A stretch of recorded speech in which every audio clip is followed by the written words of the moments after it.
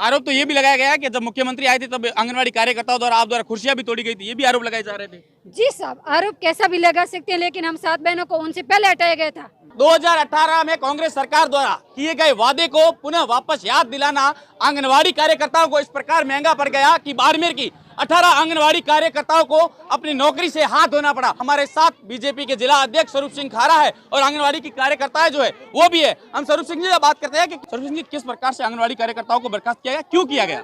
हम सभी जानते हैं कि आंगनवाड़ी में काम करने वाली बहन को मानदेय बहुत लिमिट का मिलता है और उसमें उसका घर चलता है। पिछले 10 जुलाई से इनका निरंतर अनशन ये धरना चल रहा है। 2018 में कांग्रेस की जैसे राजस्थान में सरकार आई, उन्होंने वादा किया था कि आंगनवाड़ी कर्मचारियों को हम स्थायी कर देंगे।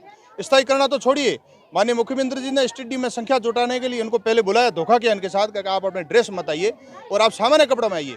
आने के बाद में जब इनकी सुनवाई आई तो 18 बहनों को निलंबित कर दिया गया और इनको स्थायी भी नहीं किया और बहनों को निलंबित कर दिया गया। आप देख सकते हैं छोटे छोटे बच्चे इनके घर पे बैठे हैं, तड़प रहे हैं और खाने को अन्न नहीं है और ये इस प्रकार की 40 डिग्री के तापमान है, ऊपर से बारिश बरस रही है, यहाँ भुगत रही है बहनें।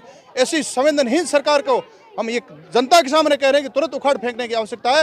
जो इन बहनों की संवेदना इन बहनों की समझ नहीं सकती है, नारी शक्ति की संवेदना समझ नहीं सकती है, इसलिए सरकार को रहने का कोई अधिकार नहीं है। इन बहनों ने जो आवाज उठाई उसका क्या नतीजा निकला? आखिर 18 बहनें जो है उनको निष्कासित कर दी गई। उनमें से कुछ बहनें ऐसी है जिन गरीब परिवार है, उनका घर उस पर चलता था। सारी बहनें गरीब है, एकदम मामूली मानदेय मिलता है।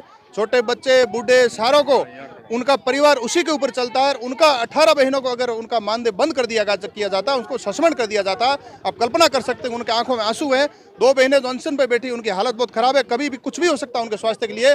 एक बहन का सुहाग तो 1 साल पहले उजड़ा है, वो बेचारी यहाँ तड़प रही है और सैकड़ों बहनें यहाँ बैठी है, छोटे बच्चे बूढ़े उनके घर पे बैठे हैं। संवेदनहीन सरकार को समझ लेना चाहिए कि अरबों रुपए के पैसे विधायकों को देकर के आपने अपनी सरकार बचाई, इनके लिए आप मानदेय नहीं कर दे सकते, इनको स्थायी नहीं कर सकते। ऐसे लोगों को सत्ता पर रहने का कोई अधिकार नहीं है और इन बहनों के आंसू पहुंचना चाहिए, ये हमारी मांग है। तो आप आज बहनों के साथ पहुंचे, क्या मांग करते हैं? किस प्रकार से आप आज कलेक्टर को ज्ञापन देंगे? किस प्रकार से आप मांग करेंगे? यही मांग करते हैं, जो 18 बहनों का मानदेय बंद कर दिया गया, मानदेय तुरंत चालू कर दिया जाए और सभी आंगनवाड़ी की जो बहनें पूरे राजस्थान की, उनका स्थायीकरण कर दिया जाए, ये हमारी मांग है। और यहाँ जो अधिकारी उन्होंने निरस्त किया है उसको यहाँ से तुरंत यहाँ से एपीओ कर दिया जाए।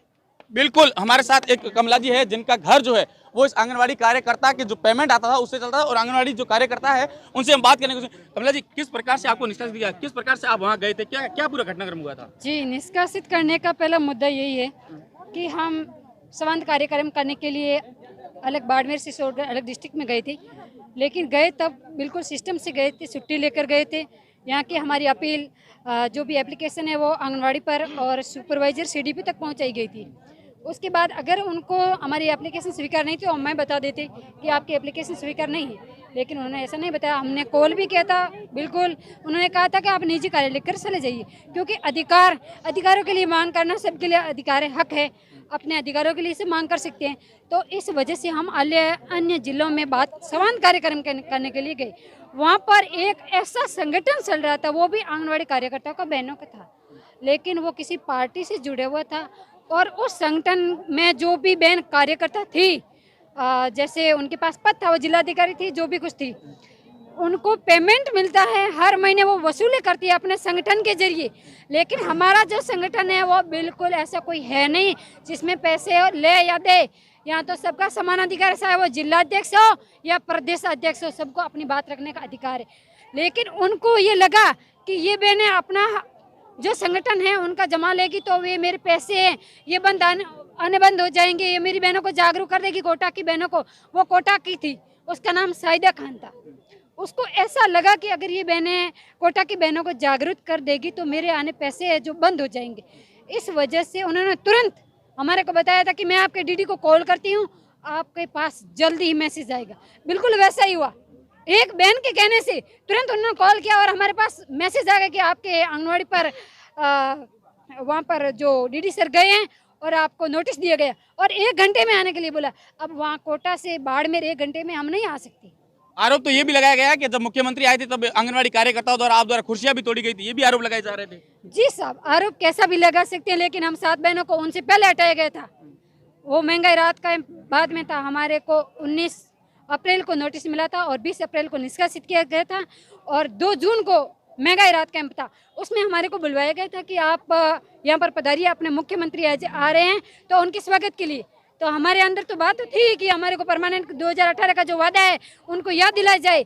हमने कोई आवाज नहीं लगाई। आज दिन तक आपने ऐसा कोई संगठन नहीं देखा होगा जिसमें 500-700 महिलाओं की तादाद में, और वो भी एक अनुशासन रूप से। हमने कोई जिंदाबाद या मुर्दाबाद कुछ भी नहीं बोला, सिर्फ अपना पर्चा हाथ में था कि सर 2018 का वादा याद कीजिए। बिल्कुल, आंगनवाड़ी कार्यकर्ता है जो ये कह रही हैं कि 19 अप्रैल को ही 6 बहनों को जो है वो निष्कासित कर दिया गया था, जबकि 2 जून को मुख्यमंत्री का जो दौरा था उसमें जो आरोप लगाए जा रहे हैं कि कुर्सियां तोड़ दी, वो साफ तौर से झूठे हैं और उससे पहले ही कई बहनों को जो है निष्कासित कर दिया गया था।